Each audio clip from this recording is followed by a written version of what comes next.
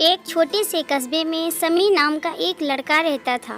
बचपन में ही पिता की मृत्यु हो जाने के कारण परिवार की आर्थिक स्थिति बड़ी दयनीय थी।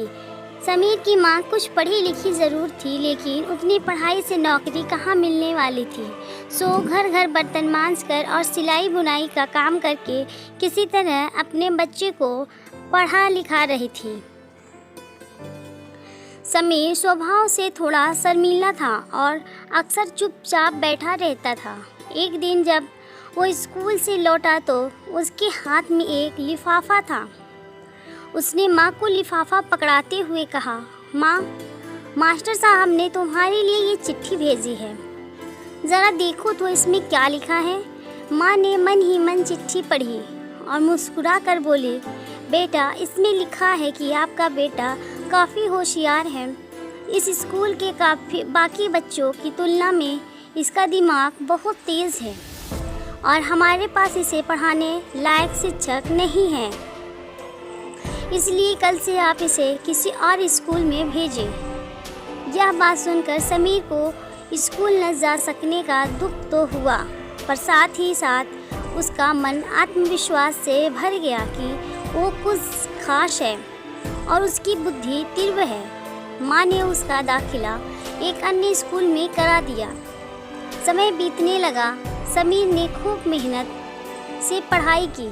आगे चलकर उसने सिविल सर्विसेज परीक्षा भी पास की और आईएएस ऑफिसर बन गया।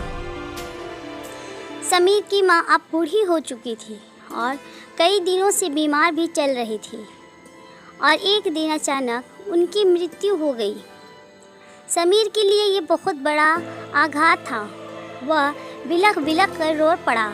उसे समझ नहीं आ रहा था कि अब अपनी माँ के बिना वो कैसे जिएगा। रोते रोते ही उसने माँ की पुरानी अलमारी खोली और हाथ में उनकी माला, चश्मा और अन्य वस्तुएं लेकर चूमने लगा। उस अलमारी में समीर के पुराने खिलौने और बचपन के कपड़े तक संभाल कर रखे हुए थे। समीर एक एक कर सारी चीज़ें निकालने लगा और तभी उसकी नज़र एक पुरानी चिट्ठी पर पड़ी। दरअसल ये वही चिट्ठी थी जो मास्टर साहब ने उसे 18 साल पहले दी थी। नम आँखों से समीर उसे पढ़ने लगा। आदरणीय अभिभावक, आपको बताते हुए हमें अफसोस हो रहा है कि आपका बेटा समीर पढ़ाई में बेहद कमज़ोर है और खेल कूद में भी भाग नहीं लेता है। जान पड़ता है कि उम्र के हिसाब से समीर की बुद्धि विकसित नहीं हो पाई है, अतः हम इसे अपने विद्यालय में पढ़ाने में असमर्थ हैं। आपसे निवेदन है कि समीर का दाखिला किसी मंदबुद्धि विद्यालय में कराएं अथवा खुद घर पर रखकर इसे पढ़ाएं। सादर, प्रिंसिपल। समीर जानता था कि भले अब उसकी माँ इस दुनिया में नहीं रही, पर वो जहाँ भी रहे उनकी ममता, उनका आशीर्वाद सदा उस पर बना रहेगा। दोस्तों, रुडयार्ड किपलिंग ने कहा है,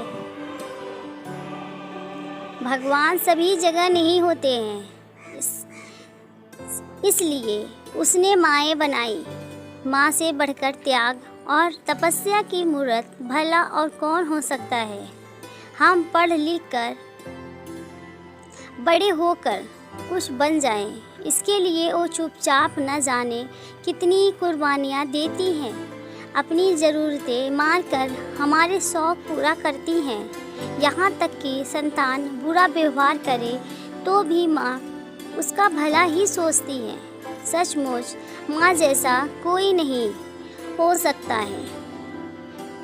अगर माँ की वीडियो आपको अच्छी लगी हो तो हमें माँ के लिए एक कमेंट ज़रूर करें, ताकि हम आपको एक और भी इससे अच्छी माँ की कुर्बानियाँ और उनकी कहानी आपको बता सकें।